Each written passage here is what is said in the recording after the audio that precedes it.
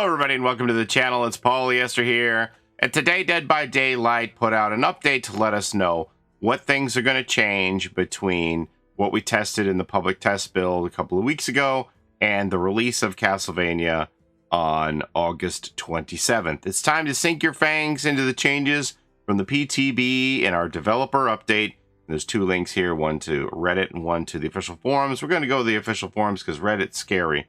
And also remember that there is going to be a live stream an hour before the chapter drops.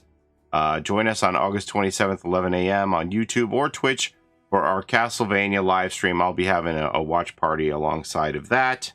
Here it's going to start at 11 a.m. and then noon the new content will come out, presumably. Will there be any Twitch drops this time? Not sure. I think they would have announced it by now if there were any, but I don't know about that. Anyway, okay, let's go over to the forums and read about these changes. Okay, so here we are in the official Dead by Daylight forums with this article written, I don't know, just about half an hour ago here, last updated, August 2024 PTB.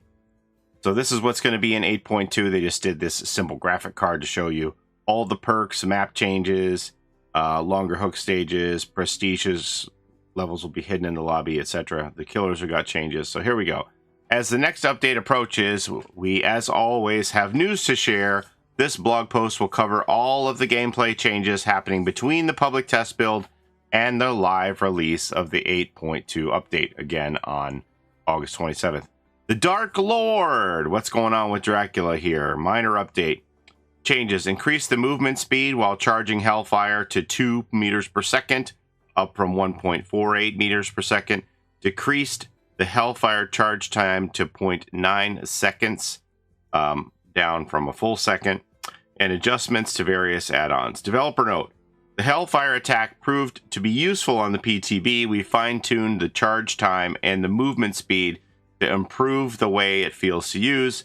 This includes adjusting the deceleration and acceleration after canceling the attack to be smoother and not so sudden. Yeah, I really didn't know what I was doing with the Hellfire there.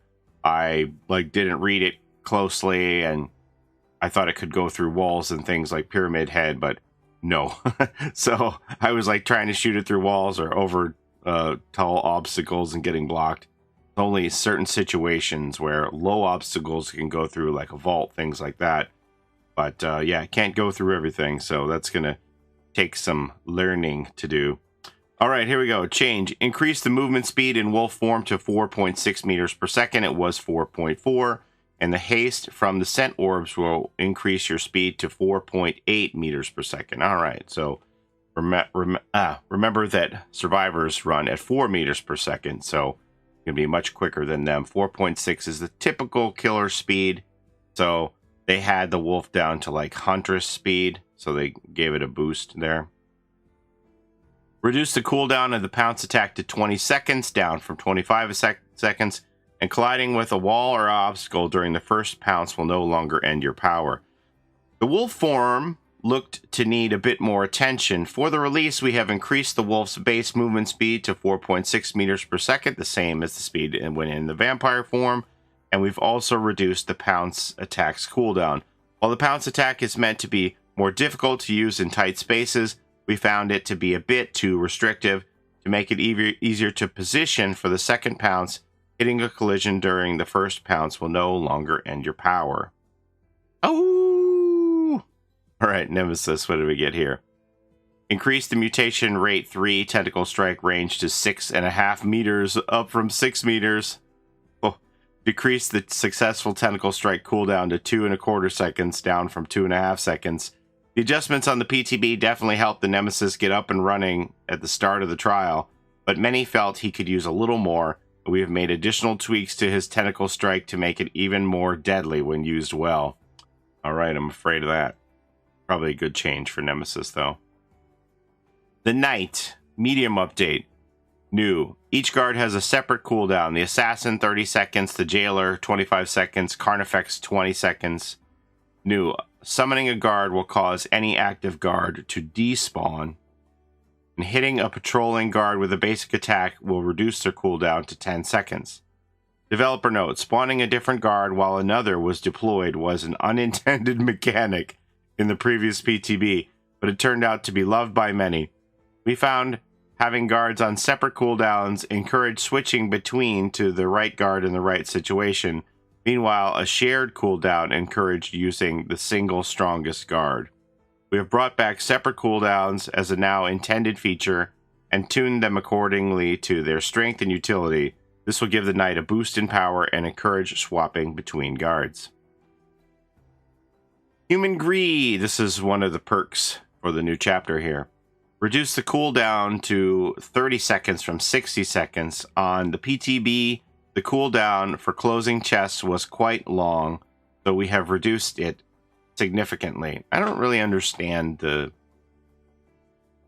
sense of this perk. Like, for me to run around as killer and close chests instead of guarding generators, I just don't really see the utility in this. Maybe some big brain killer main can explain it to me, but I'm gonna go defend gens. I'm not gonna defend chests. I don't get it. But Exaltation, minor update.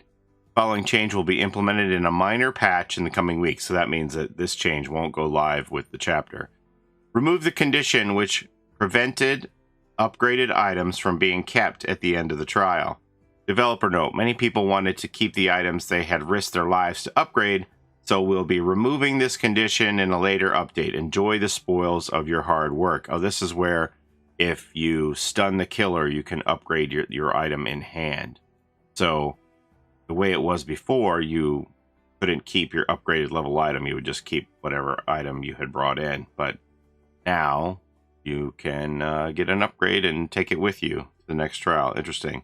All right, so that's not very much there. Until next time, the Dead by Daylight team. I think for me, the most important part is the wolf fine-tuning, because they felt really slow in the PTB. So I kind of want to run around as pet that dog as a nice speed. So glad to see that they gave the wolf some attention, because they did feel really slow.